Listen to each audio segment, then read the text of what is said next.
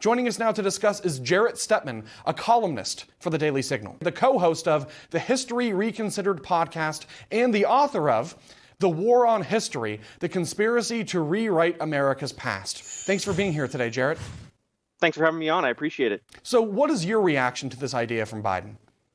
Yeah, I think this is very alarming, especially considering the fact that we are in the lamest of lame duck presidencies. We seem to have a president who's out to lunch, and we have a major escalation of a potential serious conflict with a nuclear power. We even had the head of Moscow nuclear testing saying that they're ready to start testing once again if red lines are crossed.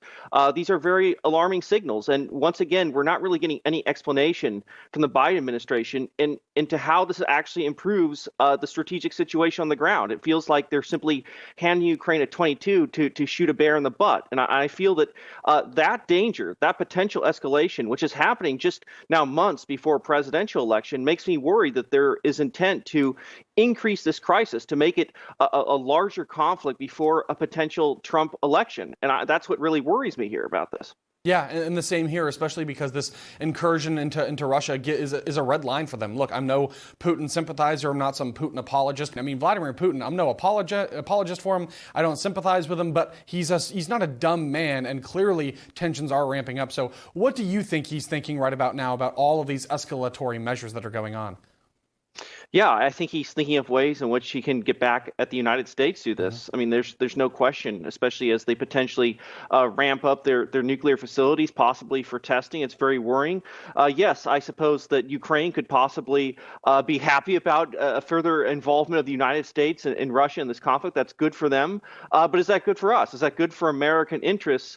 I do hope there are people in Washington who think about American interests first and not the interests of a foreign country. I think that's the bottom line with this, and there is a huge danger that this could seriously escalate very quickly. Yes, especially because we're seeing, just as we're rolling now, a huge explosion that rocked Russia. Ukraine apparently claims that it hit some missile arsenal inside of Russia, and now we're at a pivotal point in the war because this is the first time that a foreign military force has been inside of Russian territory since World War II, and I'm sure it's turning a lot of heads. Even just looking at the footage, it looks like a nuke, this kind of mushroom cloud type explosion ascending over the land that was struck. So this is something I don't want to see, right? And I think President Trump said it best at the debate and for ABC News last week. We want the war to stop. We want the bloodshed to stop. We want peace on the world stage. And we want to always protect U.S. national security. So it seems like a lot of these measures, as you just said, are really undermining and jeopardizing national security for us here at home. And I'm just wondering, is there a point, do you think, where we end up seeing a direct military confrontation between Washington and Moscow? Very possibly. I mean, this is certainly an escalation. They're using U.S. military technology to attack the Russian homeland. I mean, that is an escalation, no matter how you think of it. I feel it's being done rather flippantly, given the fact of what the stakes are in this. And again, at no point is there any explanation to the American people about how this changes the facts on the ground. Does this actually change the direction of the war?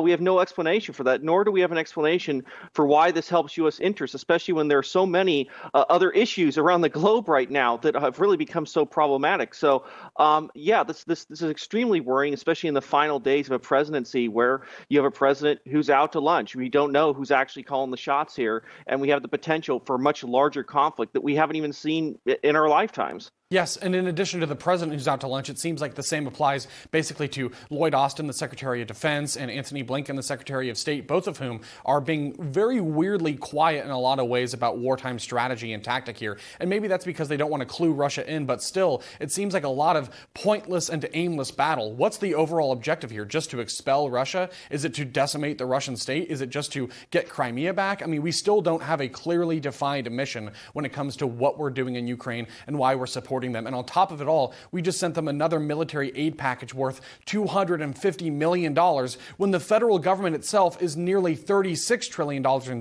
in debt. So we could be doing a lot of other things with that money. The American people largely are opposed to this war. And I think just about anybody with a real sense of heart and compassion just wants to see the bloodshed end because it's pointless, it's counterproductive. And this whole thing, we had a peace deal on the table. We had a peace agreement. Both sides came to the table and said said they liked it, and then we pushed for more war. Biden pushed for more war. So I have to think that maybe, somehow politically, this whole thing is very self-serving. Having said that, though, Jarrett, thank you for the analysis. We're coming up against a break, but I really do appreciate it, and we'd love to have you back on the show again soon.